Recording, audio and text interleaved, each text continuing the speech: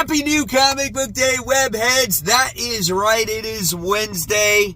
One of the best days of the week because we get to go to the store and pick up the newest comic books. Excited for this week, but a little bit hesitant at the same time. We got a lot of the One World Under Doom spin-offs coming out this week. How will they be? I'm not sure. And what else I'll pick up? We shall see. So, guys, hopefully you find everything that you're looking for, and I'll be back in a second.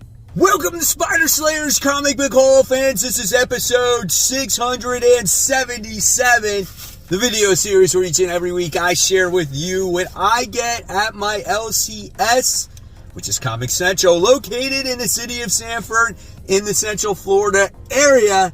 So stop by, tell Mike Spider Slayer sent you.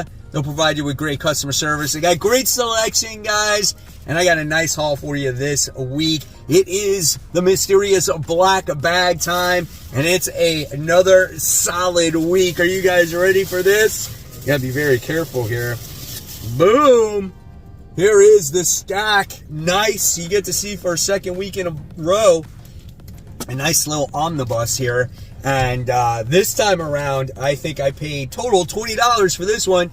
Because I had, my comic shop offers, loyalty program, and then I also had a $50 gift card that I got for my birthday, so I paid $19 for this thing. So basically for free, and I got the Donny Cates Venom Omnibus. This is something that I've wanted for a long time. I don't buy that many of them, and I have every issue to this run, but I wanted this so I could literally pick this one up and read it at any time. One of my favorite runs when it comes to a Venom series. This has literally everything in here. So I am super stoked about getting this book. So awesome, man. I had to order it, and it's been in the works for about 3 or 4 weeks now, and it came to the shop. It wound up coming damaged. They had to reorder it, and I finally got it today. So really excited about that. Then I wound up getting this cool Derek Chu foil variant with Zatanna issue 1. Supposedly there's only 3,000 of these made, so I wound up getting one of these books. Did you guys get one? If you didn't, or if you haven't gone to the shop yet, maybe go out and pick one up, right? So I wound up getting that. All right. And then let's go into the actual books. I think everything else are all floppies here at this point. So first things first, we got DC. We got Nightwing issue 123. We got Dick Grayson dealing with his Bloodhaven problems. The gangs are out of control. We got this woman who's in control of the police, giving them technology. We're trying to figure out the origin story of this woman, how she used to be part of this circus when Dick Grayson was young as well. Artwork looks pretty cool. It's done by Dexter Soy, so not a bad book. I wouldn't say it's the greatest, but it's not bad. Then we have Batman and Robin, year 1. This is issue 5. Looks like we got Clayface involved here. That's pretty badass. I love the Chris Samney artwork. I'll say it every time. He does give it that old school vibe in it, so really great to look at it. And I love how Dick Grayson in here is looks like he's putting time out for a little while. So that's awesome. So love this series. And then I got Titans in Love, which I'm a little bit on the fence about. Not really sure what our direction is here. I don't know if this has to do with Valentine's Day or whatever the case may be. But it's just another Raven and Beast Boy story. So this could be taking a break from maybe the main story arc. I'm not 100% sure here, but we'll see what happens. I might only give this book a few more tries. I want to like it, but it's just not delivering the way I want it to. Then we have the continuation of The New Gods. This is issue 3. I like the story with Barda and Mr. Miracle in here, and they got to try to save this baby because could be evil, so I'm not sure. But here's the opening 2-page spread. That's really nice right there. So I'm hoping this book delivers. For me, I don't know if I can capture all the elements, but yeah, we'll see. We'll see where it goes. Ron V's not always my favorite writer. Then we do have the official first issue of Zatanna here. One of the, I don't know if this is a main cover This is a variant cover. Yeah, so this is a variant cover. That's the main cover. So gorgeous looking book cover-wise. Here is what you can expect in the interior art. We've been shown a little bit of a preview throughout your other DC comics in here. So curious to see what this story is about, because we most recently got that Black Label book, and that one was really, really good. And I'm not sure if this one can live up to that. So we'll see what happens. We'll talk about it tomorrow on Worthy Ones. Then we have G.I. Joe. This is issue 4. Really solid book, as this obviously has to deal with the Energon universe, as you have the Cobras and the Joes fighting for Cybertronian technology, because you can make weapons out of that stuff. And we wind up getting to see the twins in the last issue, so that continues. I like the artwork in here. I like that Baroness is a good guy. Curious to see the continued development of this story. So really nice right there. All right, and then here's a book that I don't know how many people are reading, but if you want to get on board, it's still not too late. Check out Deadly Tales of the Gunslinger. This is issue 3. This is kind of like ground zero for this character. So if you want to know his origin story, where he comes from, how he's trying to figure things out, and then maybe jump on the main series, you might want to do that. The artwork may not be my favorite, but it does give that old Western dark tone vibe to it. Very interesting book. He's going against vampires and stuff like that, and he's trying to discover, why he became the thing that he is today. So really, really solid book here. Definitely recommend it. All right. Wasn't too many... I don't think there was too many independent comic books that either my store got. The one note that I didn't get physically is Herculoids was supposed to come out this week, and there's a Dynamite issue going on there, as they're kind of like exclusive with Diamond, and so there's shipping problems with them. So my shop did not get the Dynamite comic, so no Herculoids for me. I might have to read it digitally. But we did get Stranger Things. This is issue 1 of 4. Love this cover, as it's just like made to be all wrinkled out. And this is kind of the origin story of Eddie, right? The dungeon master, and kind of get to learn about him on why he became like the dungeon master, his introduction to Dungeons and Dragons, and then him recruiting, the Stranger Things kids. So I think that's something that could be really a lot of fun. I like the Eddie character in Stranger Things, so that's really cool. All right, guys. So now it's time to do those webhead shout-outs. First shout-out of the day goes to Ron, who says, been looking for the right copy of this classic for a while. Happy to add this Dressed to the Nines Batman issue 227 Neil Adams goodness to the personal collection. Super sweet. It's a 9.0. What a great grade for that comic. Thanks for sharing, Ron. Then we have Chris, who says, I also went a little nuts on eBay too. Money down the drain? I don't think so, man. First Black Suit Spider-Man, Secret Wars, other great slabs. If you feel like you spent that money in the right way, then that's all that matters. That is some great stuff. Thank you for sharing. We have a different Rob. This is Rob Hopkins, who's sharing his local haul from his LCS Downtown Comics. He got the Galactus and Fantastic Four short box, which inspired him to create this photo shoot of all his Fantastic Four Omnis and his single issues. So that's really awesome, Rob. Thank you so much for sharing. Then we have Rod Garcia, who also picked up these Galactus short boxes, which I'm going to have to now as well, because he says, did anyone notice that the two sides of this box combine together? Is that a first when it comes to the Marvel short boxes, where not only do you have to buy one, but you have to buy two, and then it connects together to make one huge image? Dude, that's absolutely awesome.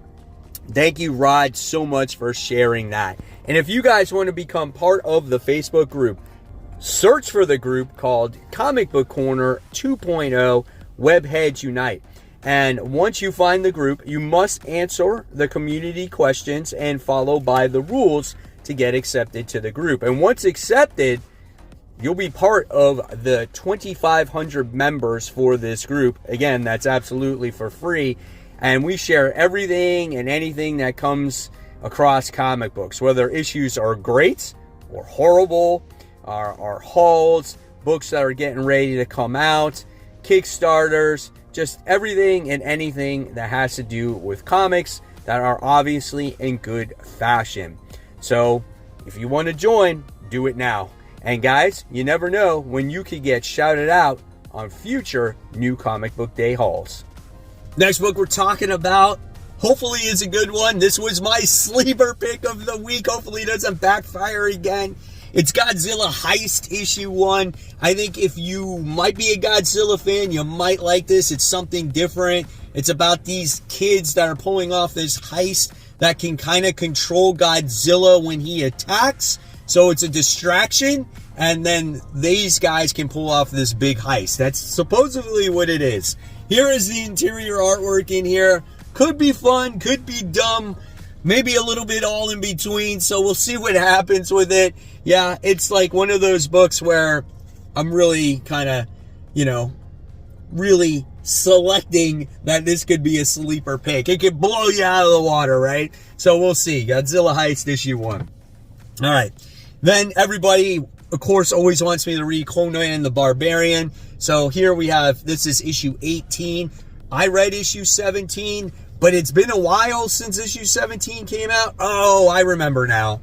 I remember. It was pretty good. As these two, I think, were teaming up with this pirate woman. They were staying in this place. They were vacationing. And then she attacks them. And then they're going to get this, like, artifact. That's right. It's been a hot minute since this book came out. But as soon as I saw the page, I remember what this story was about. There's the interior artwork in here. I know some people are not as happy because the artist left. So, we'll see how the story continues.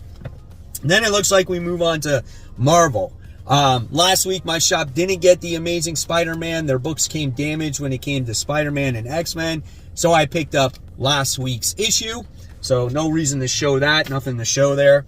And then we have the Amazing Spider-Man issue 68. So you had back-to-back weeks of this as this continues the story. And it looks like, I don't know, I think maybe Spider-Man dies for one final time. Let's get off your ass, Peter Parker, and do some freaking battling. No one feels sorry for your ass anymore. Let's see what happens here going forward with this. Maybe this story will end off strong. We still got a 68-point deaths on top of it. Where does it go from there? We'll see. All right. Now we go on to the One World Under Doom storyline here. So here we go. We got Storm issue 5 as this connects to the One World Under Doom. I read issue 4, and actually issue 4 was really cool. For some reason, Storm lost her powers, or she died, and she doesn't have powers, and she wasn't supposed to use them. She used them, and now it looks like she's becoming some kind of entity or herald or something like that. And I'll tell you, the freaking artwork in this book is absolutely gorgeous. And the story seemed interesting, and you like the cosmic side of things of the Marvel Universe, this could be a book for you. So I'm happy I jumped back on board with this comic. Then One World Under Doom tie-in, we have Weapon X-Men. This is issue 1. Nice little cover there. As you could say, this is kind of like your X-Force book, right? Consists of Cable, Warpath, Deadpool, Wolverine. So you got all those different casts of characters. Here is your artwork in here. So the artwork looks pretty solid, not too bad. Not sure what the story is entail, but again, it's got a cool cast of characters like the roster here. So hopefully it delivers in that it's a solid tie-in. So we got that one. Then we got one that I feel could be a solid book. This is Thunderbolt's Doomstrike. This one has the Winter Soldier in it, so that one could be kind of cool. Here we got Bucky in there, and we got maybe like his Thunderbolts with Black Widow and all that stuff. There is Dr. Doom. So this could be one not to sleep on. This one looks pretty awesome, right? So if you're a Bucky fan and you like these cool interactions with Bucky and Dr. Doom, you might want to check out that one. So that's pretty cool.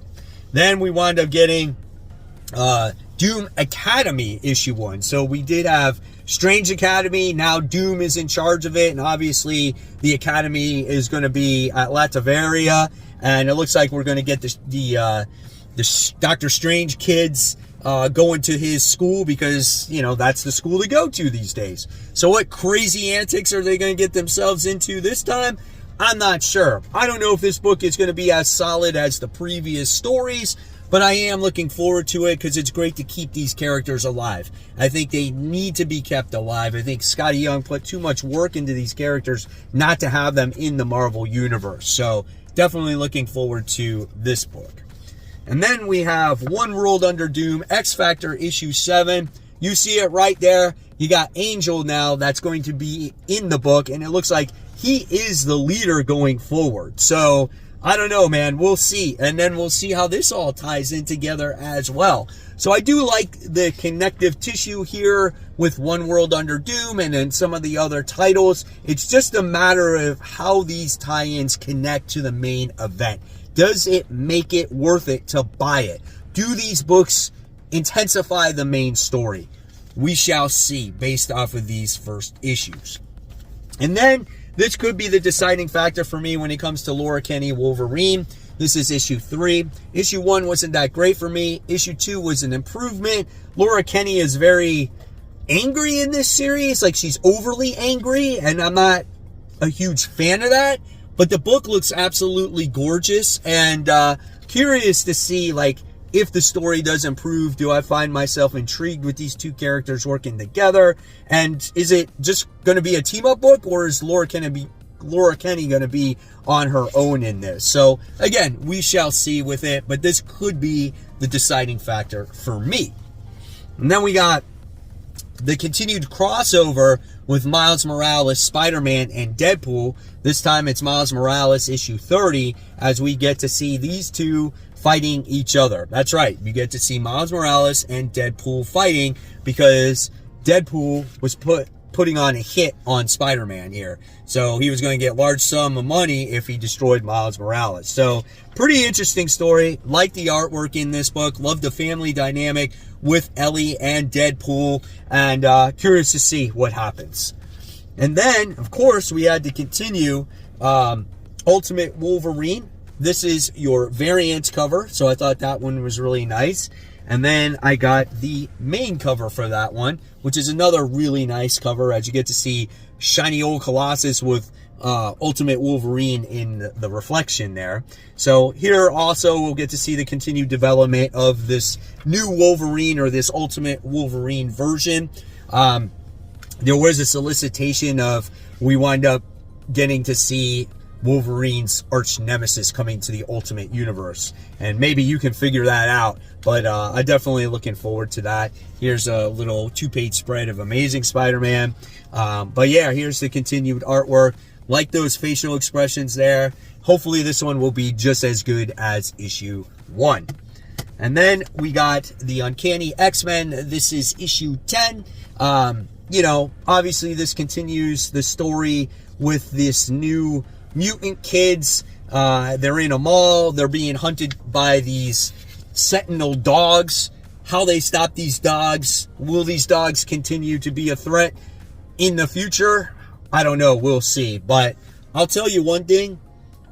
We do not have the quality artwork that we had from the beginning, right? Because Dave Marquez did the artwork in the beginning, and it's not nearly the same. This is the same artist, I think, that did The Dark Ride, if I'm not mistaken, which fits that book perfectly because it's an independent book, but I don't think this really fits a mutant book. So, I don't know. We'll see how this continues to unfold as well. And then I wound up getting last week's issue of X-Men, issue 11, as it had to deal with a Cyclops story and his father coming to visit him once again. And there you guys have it. There's the haul for the week. Hopefully you enjoyed it. Another hefty haul. I want to know in the comments below what you picked up, what you're looking forward to reading this week. And as always, I'll leave you more content right here for you to click on. Remember, support those local comic shops. Keep buying, keep collecting.